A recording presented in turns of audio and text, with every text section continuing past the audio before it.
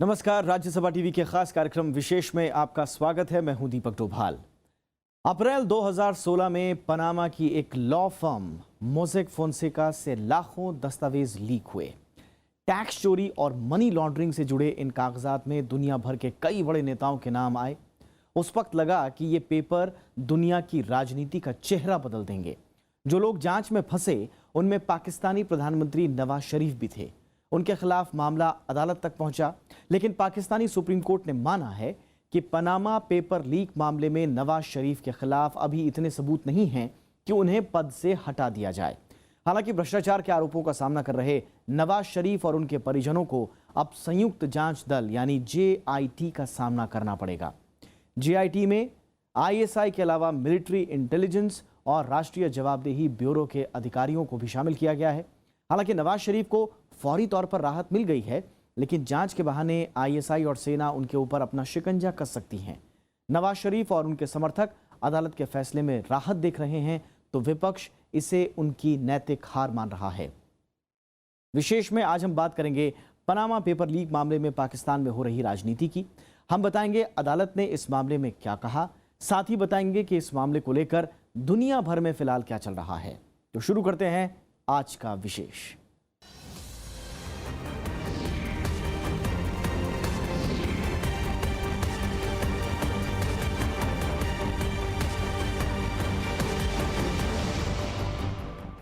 तो Panama paper leak मामले में पाकिस्तानी प्रधानमंत्री नवाज शरीफ की कुर्सी फिलहाल बच गई है।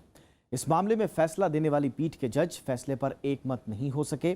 हालांकि सुप्रीम कोर्ट ने इस मामले में एक संयुक्त जांच दल गठित करने को कहा है।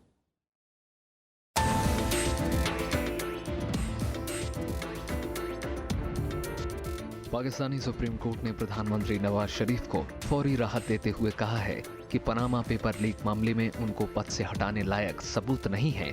सुप्रीम कोर्ट की 5 जजों की बेंच में 3 सदस्यों ने माना कि मौजूदा सबूतों के आधार पर इस मामले में नवाज शरीफ की भूमिका साफ नहीं है। हालांकि पीठ ने 1 हफ्ते के अंदर एक संयुक्त जांच टीम यानी JIT गठित करने का आदेश दिया है। सुप्रीम कोर्ट ने कहा कि JIT शरीफ के परिवार के सदस्यों के खिलाफ मनी लॉन्ड्रिंग से जुड़े आरोपों की जांच करे और 2 महीने में अपनी रिपोर्ट दाखिल करे। 2 महीने इनको टाइम दिया गया है इस उत्तर देने के लिए बच्चों को सबको आने में। तो इससे 2 महीने में काफ़ी टाइम मिलेगा आर्मी को, आर्मी चीफ को वहाँ ज़रा इनको कुछ कंप्लेन कर, कुछ बातचीत करने का।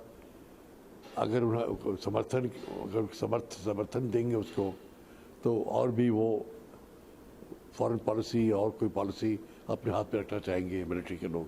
2 of the 5 judges have disqualified Prime Minister Nawaz Sharif, and 3 other judges have said that more investigation is required, and therefore by majority of 3 to 2, Prime Minister Nawaz Sharif has survived, but at the same time he will now have to appear before a joint investigation team comprising various government officials and also intelligence officials from the ISI and military intelligence, who are going to further probe the allegations against Prime Minister Nawaz Sharif and his family. Supreme court ने प्रधानमंत्री शरीफ, उनकी बेटी मरियम और दोनों बेटों हसन और हुसैन शरीफ को JIT के सामने पेश होने के लिए कहा है। JIT में फेडरल जांच एजेंसी यानी FIA, राष्ट्रीय जवाबदेही ब्यूरो यानी NAB, पाकिस्तानी सुरक्षा और विनिमय आयोग यानी SICP, इंटर सर्विसेज इंटेलिजेंस यानी ISI और मिलिट्री इंटेलिजेंस यानी MI के अधिकारी शामिल किए जाएंगे। JIT 60 दिनों में अपना काम पूरा करेगी। हम हर किस्म की इन्वेस्टिगेशन के लिए तैयार हैं, लेकिन ये बात आज कंक्लूसिवली हतमी तौर पे एस्टेब्लिश हुई है कि जो सबूत या शहादतें हमारे मुखालफों ने सुप्रीम कोर्ट के सामने पेश की वो नाकाफी थी। उसमें मज़ीद इन्वेस्टिगेशन की ज़रूरत है। इससे पहले सुप्रीम कोर्ट ने 23 फरवरी को फैसला सुरक्षित रख लिया था। इस याचिका में पाकिस्तान तहरीक-ए-इंसाफ के प्रमुख इमरान खान, जमात इस्लामी के अमीर सिराजुल हक और शेख राशिद अहमद समेत विपक्षी नेता पक्षकार हैं। याचिकाकर्ताओं का दावा है कि प्रधानमंत्री ने विदेशी कंपनियों में अपने बच्चों की तरफ से किए गए निवेश के बारे में झूठ बोला। आरोप है कि शरीफ परिवार ने 1990 के दशक में लंदन के पार्क लेन में 4 अपार्टमेंट खरीदे। शरीफ उस दौरान 2 बार प्रधानमंत्री रहे थे। केस बेसिकली 2016 में कोर्ट में गया था और इमरान खान, फेमस क्रिकेटर, तहरीक इंसाफ के प्रेसिडेंट जो है, उनके इंसिस्टेंस से ये कोर्ट पे गया है। और ये केस है अबाउट कुछ प्रीमियम प्रॉपर्टीज़ जो लंदन में, यूके में, दूसरी जगह पे कुछ कंपनीज जो कि ऑफशोर कंपनीज हैं, जिनमें नवाज शरीफ साहब के 2 बेटे और बेटियां जो है वो बेनिफिशियरीज है, उस कंपनी के थ्रू मनी जाके उस प्रॉपर्टीज़ को ख़रीदा हुआ था। तो नवाज शरीफ का कहना है कि ये मनी जो है वो लीगल मनी है, मगर जो इमरान खान का कहना था कि मनी ट्रेल जो है वो इन्वेस्टिगेट करना चाहिए, इसमें कोई हेरा फेरी है। सत्ताधारी पाकिस्तान मुस्लिम लीग ने अदालत के फैसले को अपनी जीत बताया है, जबकि विपक्ष ने दावा किया है कि अदालत ने शरीफ परिवार के खिलाफ भ्रष्टाचार की बात मानी है। विपक्ष का कहना है कि सभी जजों ने स्वीकार किया है कि पाकिस्तान से अवैध तरीके से पैसे बाहर भेजे गए। मैं आज सारी पाकिस्तानी कौम की तरफ से नवाज शरीफ को कहता हूं कि वो इस्तीफा दे, वो फौरी तौर पे इस्तीफा दे, और कम अज कम तब तक ये जो 60 दिन जब तक JIT अपना फैसला नहीं करती तब तक फौरी तौर पे इस्तीफा दे। ये क्यों दे? सबसे पहले तो जिस तरह की आज जजमेंट आई है, किस तरह नवाज शरीफ इस मुल्क के सरबराह रह सकते हैं? उनके पास कौन सी इखलाकी अथॉरिटी रह गई है? क्या इखलाकी जवाज रह गया मुल्क का प्राइम मिनिस्टर बनने के लिए? क्योंकि उनके ऊपर क्रिमिनल इन्वेस्टिगेशन होगी। दरअसल अप्रैल 2016 में पनामा की एक लॉ फर्म मोसेक फोंसेका से लाखों कागजात लीक हो गए थे। इन कागजात में प्रधानमंत्री नवाज शरीफ के कई परिजनों की संपत्ति से जुड़े मामलों का खुलासा हुआ था। जैगम मुर्तजा, राज्यसभा टीवी। नवाज शरीफ की विदेश में इन संपत्तियों की बात उस वक्त सामने आई जब पनामा पेपर्स लीक में दावा किया गया कि इन संपत्तियों की देखरेख शरीफ के परिवार के मालिकाना हक वाली विदेशियां कंपनी करती थीं। करीब 6 महीने की चली सुनवाई के बाद कोर्ट ने नवाज शरीफ के खिलाफ लगे आरोपों की जांच के लिए JIT गठित करने का आदेश दिया। आइए देखते हैं ये मामला शुरू कैसे हुआ और शरीफ पर क्या क्या आरोप लगे। ये मुकदमा 1990 के दशक में नवाज शरीफ और उनके परिवार की ओर से लंदन में संपत्ति खरीदने को लेकर जुड़ा है। शरीफ उस दौरान 2 बार प्रधानमंत्री रहे थे। दरअसल 2016 में पनामा की एक लॉ फर्म मोसेक फोंसेका से करीब 1 करोड़ 15 लाख दस्तावेज लीक हुए थे। इसमें दुनिया भर में कई बड़ी हस्तियों की कंपनियों का पता चला था जो टैक्स बचाने के लिए दूसरे देशों में खोली गई थी। इन दस्तावेजों में पाकिस्तानी प्रधानमंत्री नवाज शरीफ की बेटी मरियम और उनके बेटों हसन और हुसैन का नाम भी सामने आए थे। दस्तावेजों के मुताबिक नवाज परिवार की विदेशों में कंपनियां थीं और उनके जरिए कई लेन देन हुए थे। आरोप है कि उन्होंने ब्रिटिश वर्जिन आइलैंड में कम से कम 4 कंपनियां शुरू की। इन कंपनियों से इन्होंने लंदन में 6 बड़ी संपत्तियां खरीदी। आरोप लगा कि नवाज शरीफ के परिवार ने इन संपत्तियों को गिरवी रखकर डॉयचे बैंक से करीब 70 करोड़ रुपए का लोन लिया। साथ ही 2 अपार्टमेंट खरीदने में बैंक ऑफ स्कॉटलैंड ने परिवार की मदद की। नवाज शरीफ और उनके परिवार पर आरोप लगा कि इस पूरी संपत्ति की खरीद फरोख्त अघोषित आय से की गई। इस मसले के बाद 2-4 चीज़ें होंगी। पहली चीज़ तो पाकिस्तान मुस्लिम लीग नवाज के अंदर एक नए नेतृत्व के आने की आवश्यकता होगी। महत्वपूर्ण चीज़ यह है कि नवाज शरीफ और उनके दोनों बेटों को इसमें दोषी पाया गया है, तो हो सकता है या तो उनके भाई या उनकी बेटी, कोई नया नेतृत्व उभरेगा, ऐसा लगता है। और जहाँ तक दूसरी चीज़ है कि अगले चुनाव में इसका काफ़ी हद तक असर होगा, क्योंकि जो पाकिस्तान मुस्लिम लीग का जो वोट बैंक है वो शायद नवाज शरीफ से हटकर इमरान खान या पाकिस्तान पीपल्स पार्टी की तरफ जाए। और इसी के एंटिसिपेशन में मेरे ख्याल से जरदारी साहब जो है वापस आ गए हैं पाकिस्तान, और पीपीपी जो है अपने आप को रिवाइव करने की कोशिश कर रही है, विशेषकर पंजाब प्रांत के अंदर। पाकिस्तान की विपक्षी पार्टियां इस खुलासे के बाद से ही नवाज शरीफ के खिलाफ जांच की मांग कर रही थी। पूर्व क्रिकेटर इमरान खान की अगुवाई में तहरीक-ए-इंसाफ ने इस खुलासे के बाद नवाज शरीफ के खिलाफ मोर्चा खोल दिया था। इमरान खान ने नवाज से आरोपों की जिम्मेदारी लेने और प्रधानमंत्री पद से इस्तीफे की मांग पर पूरे पाकिस्तान में बड़ा आंदोलन खड़ा कर दिया। इस आंदोलन में पंजाब प्रांत में तहरीक-ए-इंसाफ के करीब 600 कार्यकर्ताओं को हिरासत में लिया गया। खुद इमरान खान को कुछ वक्त नजरबंद रहना पड़ा।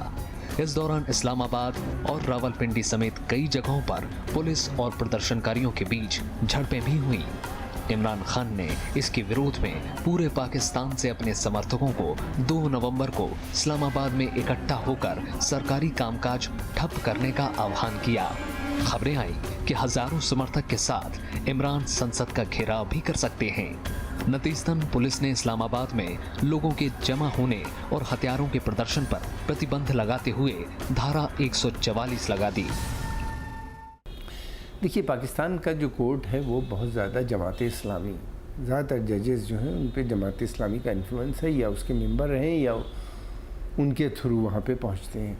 और हम सभी जानते हैं कि जमात इस्लामी का वहाँ की सेना के साथ बहुत घनिष्ठ संबंध है, और वो जो इसके जजमेंट होते हैं वो हमेशा टेंटेड होते हैं, आर्मी के फेवर में होते हैं। पाकिस्तान की सेना की कोशिश ये है कि एक ऐसी सरकार को बनाया जाए जो टोटल आर्मी पे निर्भर हो, जिसका और आर्मी के जो पॉलिसीज़ हैं केवल उनको प्रमोट करे। मैं ये नहीं कह रहा हूँ कि नवाज़ शरीफ ऐसा नहीं करते, लेकिन नवाज़ शरीफ के साथ साथ एक इनका पर्सनल एजेंडा भी रहता है। शुरू से वो भारत से दोस्ती करना चाहते थे, आर्मी उसके ख़िलाफ़ थी, मगर उन्होंने कई बार कोशिश की जिससे संबंध दोनों के बिगड़ते गए। फिर उसके अलावा ये भी है कि वो इनकी कोशिश ये भी होती है कि वो इलेक्टेड गवर्नमेंट को ज़्यादा से ज़्यादा मजबूत बनाना और आर्मी को पीछे ढकेलना, तो ये आर्मी को मंजूर नहीं है। इमरान खान ने इस मामले में सुप्रीम कोर्ट में एक याचिका भी दायर की थी। इमरान खान ने कहा था कि नवाज को बताना चाहिए कि उनके बच्चे ऑफशोर कंपनियों के मालिक या ट्रस्टी कैसे बने। इमरान खान ने नवाज के परिजनों के नाम लंदन में महंगी प्रॉपर्टी पर भी सवाल उठाए थे। इमरान खान ने दावा किया कि जांच के बाद नवाज शरीफ परिवार की राजनीति खत्म हो जाएगी। आखिरकार पाकिस्तानी सुप्रीम कोर्ट ने इमरान खान की याचिका पर सुनवाई करते हुए पनामा पेपर लीक के खुलासों की जांच के लिए आयोग बनाने का फैसला किया। सुप्रीम कोर्ट के इस आदेश के बाद इमरान खान ने अपना प्रस्तावित आंदोलन वापस ले लिया। हालांकि इस मामले में उन्होंने नवाज शरीफ को घेरने का कोई मौका नहीं छोड़ा। इमरान खान ने भ्रष्टाचार से जुड़े मामलों की जांच पूरी होने तक नवाज शरीफ से प्रधानमंत्री पद छोड़ने की मांग की। मैं समझता हूँ आर्मी की पूरी कोशिश लगातार पिछले 2 साल 3 साल से ऐसा लग रहा है कि वो हर मुमकिन कोशिश कर रही है कि किसी भी सूरत से इमरान खान को सत्ता में लाने की। अगर नवाज शरीफ की पार्टी वीक होती है तो मैं समझता हूँ वही बनेंगी, इसलिए कि पीपीपी या दूसरी पॉलिटिकल पार्टीज जो हैं गठबंधन के साथ भी बहुत मजबूत नज़र नहीं आती, काफ़ी कमज़ोर हो चुकी हैं। और दूसरी चीज़ ये है कि पिछले इलेक्शन में समय से ऐसा लग रहा है कि जो अपने को सो कॉल्ड सेकुलर पार्टीज़ कहती हैं, जैसे पीपीपी है या एएनपी है या इस तरह के दूसरे ग्रुप्स हैं, उनके लिए पाकिस्तान में कोई जगह अब नहीं रह गई है। उन पिछले इलेक्शन में ये लोग कैंपेन तक नहीं कर पाए, सड़क पे बड़ी रैलीज नहीं कर पाए, और इनके बहुत से कार्यकर्ता भी मारे गए हैं वहाँ पे आतंकवादियों के मदद से। तो जो कुछ भी बचता है, एक ही आदमी बचता है, वो इमरान खान बचता है, उनको लाने की है। इमरान खान ने आशंका जताई है कि प्रधानमंत्री रहते नवाज शरीफ जांच को प्रभावित कर सकते हैं। इस मामले में सुप्रीम कोर्ट ने एक न्यायिक आयोग के गठन का आदेश दिया, जिसे पनामा मामले की जांच करने की जिम्मेदारी सौंपी गई। इसकी जांच के दायरे में नवाज शरीफ के परिवार और खुद प्रधानमंत्री के खिलाफ लगे आरोप शामिल थे। नवाज शरीफ पर सुप्रीम कोर्ट में यह मामला पिछले साल 3 नवंबर को शुरू हुआ था। इस दौरान 35 सुनवाई हुई और आखिरकार 23 फरवरी को कोर्ट ने सुनवाई पूरी कर ली थी। Bureau report, Rajya Sabha TV. Panama papers leak का जब मामला सार्वजनिक हुआ तो इसने पूरी दुनिया में तहलका मचा कर रख दिया। इसमें जिन लोगों के नाम सामने आए उन्हें देखकर लोग भौचक्के थे। आज भी दुनिया में जगह जगह इसकी जांच चल रही है, लेकिन पेपर लीक्स का ये मामला इतना आसान नहीं था।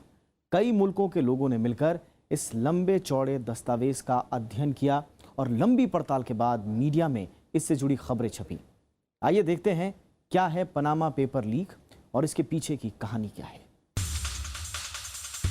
पनामा पेपर्स दरअसल पनामा की कंपनी मोसेक फोनसेका की ओर से इकट्ठा किए हुए 1 करोड़ 15 लाख गुप्त फाइलों का भंडार है। इसमें कुल 2 करोड़ 14 लाख कंपनियों से जुड़ी जानकारियां हैं और अब तक इसमें कई देशों के नेताओं के बारे में बड़े खुलासे हो चुके हैं।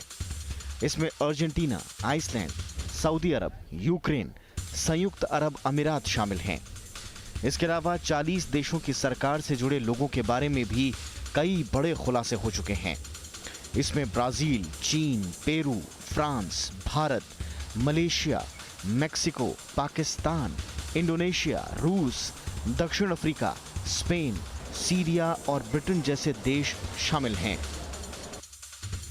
International consortium of investigative journalist यानी ICIJ नाम के NGO ने पनामा पेपर्स के नाम से बड़ा खुलासा किया था। 1997 में ICIJ की स्थापना हुई। पनामा की कानूनी फर्म मोसेक फोनसेका के सर्वर को 2013 में हैक करने के बाद 3 अप्रैल 2016 को ये बड़ा खुलासा किया गया। 70 देशों के 370 रिपोर्टर्स ने इन दस्तावेजों की जांच की और जांच करीब 8 महीने तक की गई। दुनिया भर के 190 खोजी पत्रकार इस समूह से जुड़े। इसमें 76 देशों के 109 मीडिया संस्थान शामिल हैं। इन कागजातों में खुलासा किया गया कि किस तरह से पैसे वाले लोग ऐसी जगह पर अपना पैसा लगाते हैं जहां टैक्स नहीं देना पड़ता। ऐसे देशों को टैक्स हेवन यानी टैक्स चोरी का स्वर्ग देश कहा जाता है। जिन 143 राजनेताओं के बारे में इसमें जिक्र किया गया, उनमें से 12 तो अपने देशों के राष्ट्राध्यक्ष हैं। उनके परिवार और नजदीकी लोग इस खुलासे से जुड़े हुए हैं। पनामा की लॉ कंपनी मोसेक फोनसेका अपने ग्राहकों के पैसे के मैनेजमेंट का काम करती है। यानी अगर किसी के पास बहुत ज्यादा पैसा है और वो उसे सुरक्षित तौर पर ठिकाने लगाना चाहता है तो कंपनी उसकी मदद करती है। कंपनी अपने ग्राहक या उसके रिश्तेदार के नाम से फर्जी कंपनी खोलती है और उसके कागजों का हिसाब किताब रखती है। माना जाता है कि कंपनी की ओर से दुनिया भर में किए जा रहे कारोबार पर ही पनामा देश की अर्थव्यवस्था निर्भर करती है। खुलासे के बाद कंपनी परेशान है और जांच की मांग कर रही है कि कैसे उसकी सूचनाएं लीक हो गईं। 42 देशों में सक्रिय इस कंपनी का कम से कम 600 लोगों का स्टाफ है। कुछ देशों में इसने अपनी फ्रेंचाइजी भी दी हुई है, जहां इसके ब्रांड के नाम का प्रयोग किया जाता है। टैक्स हेवन कहे जाने वाले देशों में Switzerland, Cyprus, British Virgin Island और जर्सी जैसे देश शामिल हैं, जिनमें ये कंपनी सबसे जोरदार तरीके से काम कर रही है। इस खुलासे के बाद पुलिस और टैक्स अथॉरिटीज ने जांच भी शुरू कर दी है और उनके रडार पर HSBC, UBS और ड्यूश बैंक जैसे अंतर्राष्ट्रीय बैंक हैं। इन बैंकों का कहना है कि वो जांच एजेंसियों का पूरी तरह से सहयोग कर रहे हैं। पनामा स्थित पनामा की लॉ फर्म मोसेक फोनसेका के को-फाउंडर रेमन फोनसेका ने साफ किया है कि ये दस्तावेज पूरी तरह से सही हैं और हैकर्स ने गैर कानूनी तरीके से इन्हें हैक किया। Bureau report, Rajya Sabha TV. Panama paper leaks में 1 करोड़ से ज़्यादा दस्तावेज लीक होने के बाद से दुनिया भर में तहलका मचा हुआ है। इसमें करीब 2 लाख से भी ज़्यादा विदेशी कंपनियों के नाम दर्ज हैं। मोसेक फोनसेका ने जब से इसे लीक किया है तब से कई रसूखदार लोगों के नाम भी इसमें सामने आए। इनमें सिर्फ नवाज शरीफ ही नहीं बल्कि पूरी दुनिया के कई राष्ट्राध्यक्षों के नाम शामिल थे। आइए देखते हैं वो कौन लोग थे जिनका नाम पनामा पेपर्स लीक में उछला।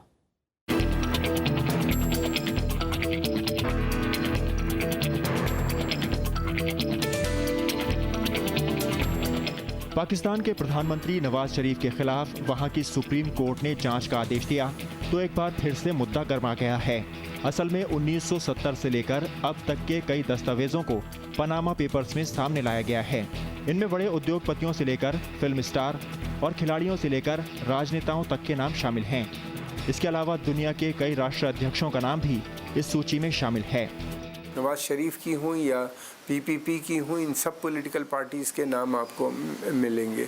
कहना मुश्किल है कि नाम लेना एक बड़ी लिस्ट है, लेकिन इमरान साहब की भी वहाँ पे पार्टीज़ हैं कि कभी अकाउंट होगा, और दूसरी भी पॉलिटिकल पार्टीज़ के जो लीडर्स हैं, बड़े आर्मी ऑफिसर्स रिटायर्ड जो हैं, उनके भी वहाँ पे अकाउंट्स हैं कहा जाता है, और उनके भी कंपनीज़ या उनके बेटों के नाम से कंपनीज़, की फैमिली वालों के नाम से कंपनीज़, बीवियों के नाम से, इस तरह से ये लोग कंपनीज़ वहाँ पे चलाते हैं।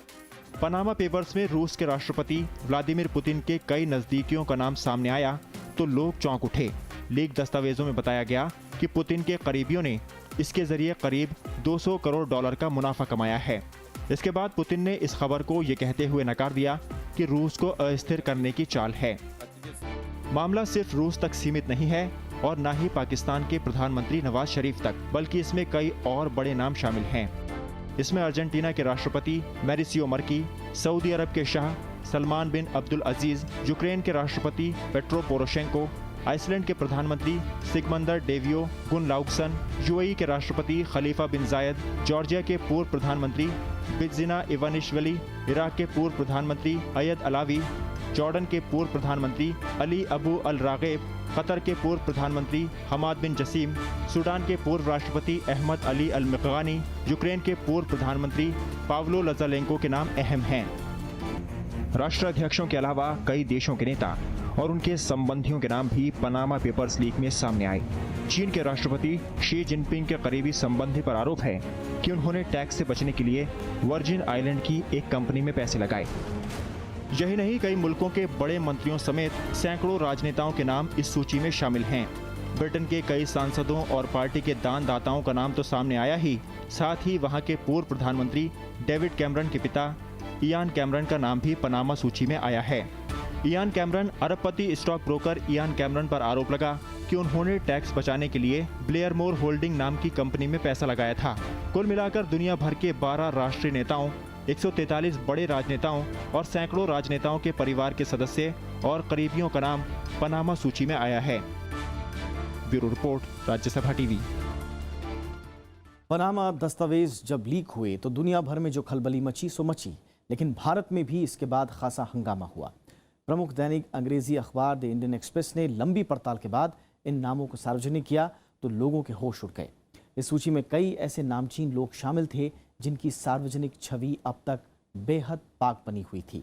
सरकार ने इसके बाद एक टास्क फोर्स बना दी। सीबीडीटी इसकी जांच कर रही है, जिसकी निगरानी प्रधानमंत्री कार्यालय कर रहा है। सुप्रीम कोर्ट ने भी सीबीडीटी से पूरे मामले की जानकारी मांगी है, लेकिन अब तक इस मामले की जांच कहां तक पहुंची है, ये सार्वजनिक नहीं हो पाया है।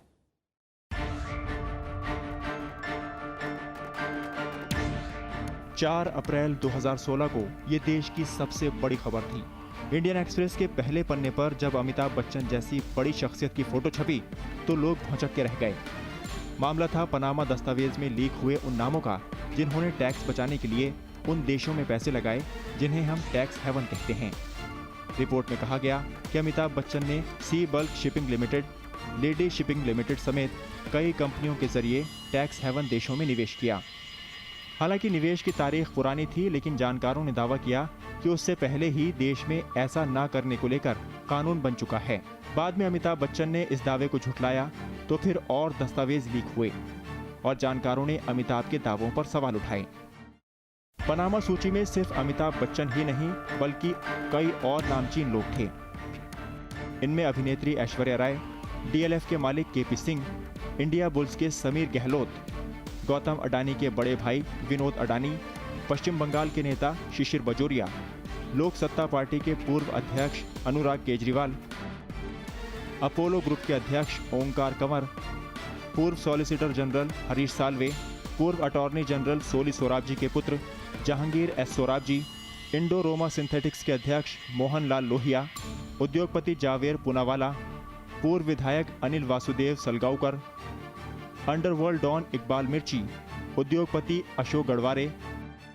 इनके अलावा भी कई रसूखदार लोगों के नाम इस सूची में शामिल हैं। कुल मिलाकर भारत के करीब 2000 लोगों के नाम पनामा दस्तावेज में सामने आए। International consortium of investigative journalist ने दुनिया भर में इन नामों का खुलासा किया। भारत से इंडियन एक्सप्रेस ने इस जांच में हिस्सा लिया। पड़ताल के बाद पता चला कि देश के भीतर 828 पते मिले हैं जहां रहने वाले लोगों के 22 विदेशी इकाइयों में पैसे लगे हैं। इनमें दिल्ली, मुंबई, कोलकाता और चेन्नई जैसे महानगरों के पते तो थे ही, साथ ही हरियाणा के सिरसा से लेकर बिहार के मुजफ्फरपुर और मध्य प्रदेश के मंदसौर जैसे छोटे शहर भी शामिल हैं। यानी काले धन का नेटवर्क देश में कई जगह फैला हुआ मिला। पनामा दस्तावेज लीक होने के बाद सरकार ने इसके खिलाफ कड़ी कार्रवाई का आश्वासन दिया। इस दिशा में जांच की बात भी कही गई, लेकिन अब तक कोई ठोस कार्रवाई नहीं देखने को मिली है। मोहम्मद फातेह टीपू के साथ ब्यूरो रिपोर्ट, राज्यसभा टीवी।